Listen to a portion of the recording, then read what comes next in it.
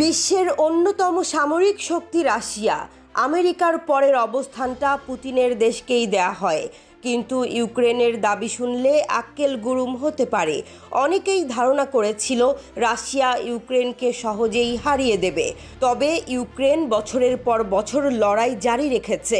নতুন বছরে ইউক্রেনের সেনাবাহিনী এক অবিশ্বাস্য দাবি করেছে। রাশিয়ার জন্য এটা এক বড় ধাক্কা হতে পারে। আল জাজিরার প্রতিবেদন। যুদ্ধের শুরুতে রাশিয়া অনেকটা আত্মবিশ্বাসী ছিল। ইউক্রেনের 1%-এরও কম জমি দখল করেই রাশিয়ার সেনারা বারবার অগ্রসর হচ্ছিল। ইউক্রেনের পূর্বাঞ্চলীয় দোনেৎস্কে তাদের ক্রমাগত অগ্রগতি, কিন্তু এজন্য রাশিয়াকে কতজন সৈন্য হারাতে হয়েছে, ক্ষতির পরিমাণ যে এতটা বিশাল হবে তা হয়তো কেউই ভাবেনি। ইউক্রেনের সেনাবাহিনীর দাবি, যুদ্ধে 4,30,000 সেনা হারিয়েছে রাশিয়া। তবে কি পুতিন বাহিনীর মনোবল ভেঙে গেছে?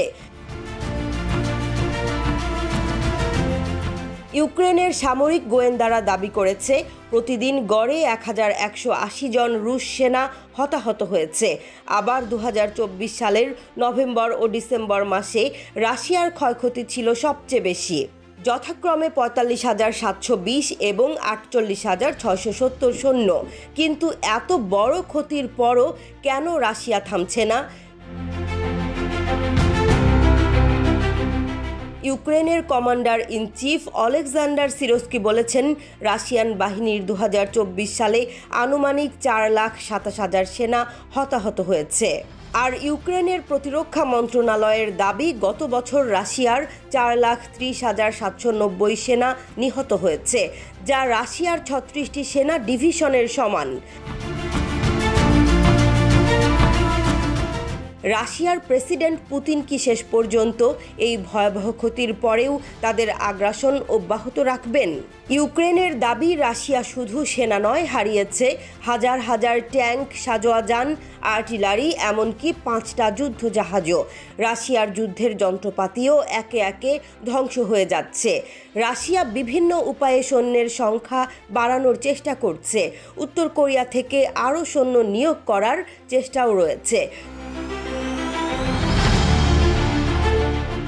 তবে ইউক্রেনের প্রেসিডেন্ট জেলেন্সকি দাবি করেছেন, উত্তর কোরিয়ার সৈন্যদের অবস্থাও খারাপ।